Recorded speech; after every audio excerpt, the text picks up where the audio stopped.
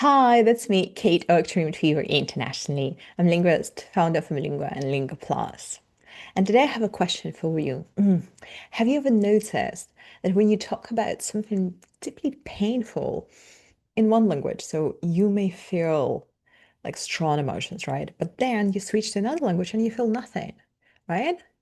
So it's okay if you're bilingual or if you're multilingual.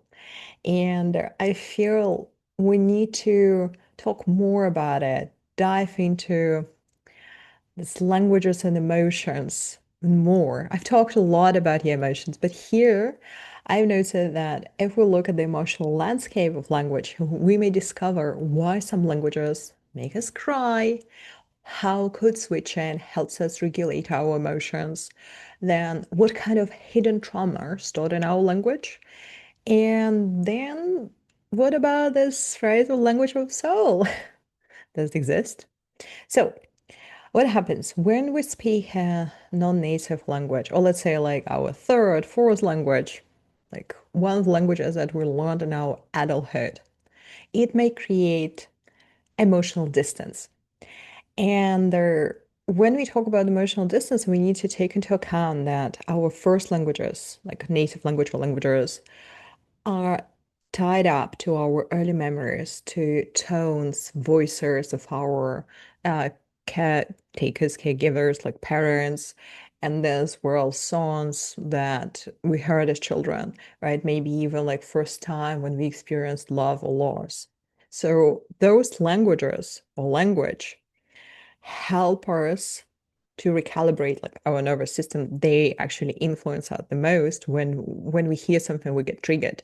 However, when we switch to foreign languages where we never experienced those, let's say, first early memories or significant emotional experiences, what happens that we suddenly become less emotionally well reactive. We may become more logical, more detached, and also we may talk about trauma without being like overwhelmed. It's called emotional damping. And we may say, let's say in one language, non-native, let's say third, fourth language, fifth language, oh, my grandma passed away. But still, we would be saying it with quite straight face. But as soon as we switch to a language where we can feel it, there we may start crying, yeah, sobbing, whatever comes up naturally. So often they say, like psychologists say, that the language, which languages you cried first, maybe during childhood, during your teenage years, when you have all these emotions intensified. This is, yeah, the language that touches, yeah, your nerves, your nervous system. Then what happens? So when we talk about code switching, this ability to switch between languages depending on context, we may create this mechanism of emotional regulation. We may even not think about it, consciously. We just do it naturally because we may choose our languages depending on how safe we feel, right? What we want to do with our emotions. Do we want to express them or do we want to suppress them? And of course, what kind of role we want to play in the moment. Maybe we want to play a child, adult, parent, survivor, lover, and so on. And sometimes, yeah, we may switch mid-sentence because maybe we can't find correctly like emotional word for a particular emotion you're feeling that we can't express what we feel, right? And then we just pick the language that helps us to expand our emotional bandwidth. But then what's also interesting, I think, that languages, right, may contain traumatic experiences and comforting experiences. So if we think about those early, like our first languages, we definitely carry some baggage. We carry baggage, traumas, yeah, in certain languages. Perhaps we were yelled at, we were shamed, we were bullied, yeah, in one or like a few languages, right? And our body, like our body keeps us cool, so our body tense up when hears a particular language or maybe same vocabulary, same intonation, and we may even don't think about it. We can't realize why am I shaking, right? And at the same time, what happens as soon as we start learning a new language, maybe, when we're older, we suddenly find a new way to express ourselves, right? Because in this moment, when you learn a new language, you build a new story. You have a chance actually to reclaim your voice, to rebuild your story, to reframe your story. And it's part of healing. And I noticed just like recently, like I've been studying here, like Hollywood acting, directing, like everything. Um, and there was a teacher.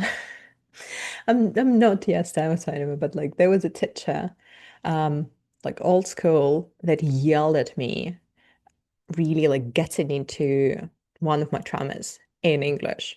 And the thing was that particular trauma was connected across a few languages, not all of them, but it happened, 10 years ago and so on, in few languages. And I got triggered and started responding simultaneously in a few languages because my body was acting up, remembering what happened many years ago in like Spanish, in English, in Polish, in Russian, in Italian. And it was quite a revealing experience for me because I realized that same trauma was packed across those languages through different stories, different contexts, different people, but the core was the same. And only then self-regulating myself, going back to myself, becoming more logical, switching to a couple of other comforting languages, I could say, okay, now I can continue this conversation. But that's what I actually think that um, when you experience those traumas and you learn new languages, it doesn't mean that you completely detach yourself from those traumas. It's part of healing, as I say, like part of the healing process. But then in those languages, new languages, you can also learn how to feel. And I've come to the point of feeling deeply, if not in all of my languages, but in the majority of them. How and why? So, first of all, how I noticed. I've noticed dreaming in those languages. And we've talked about dreams. Dreams are connected to our subconscious part, also our emotional world. So it means that our nervous system, our brain starts processing our emotions in that new language. Dreams.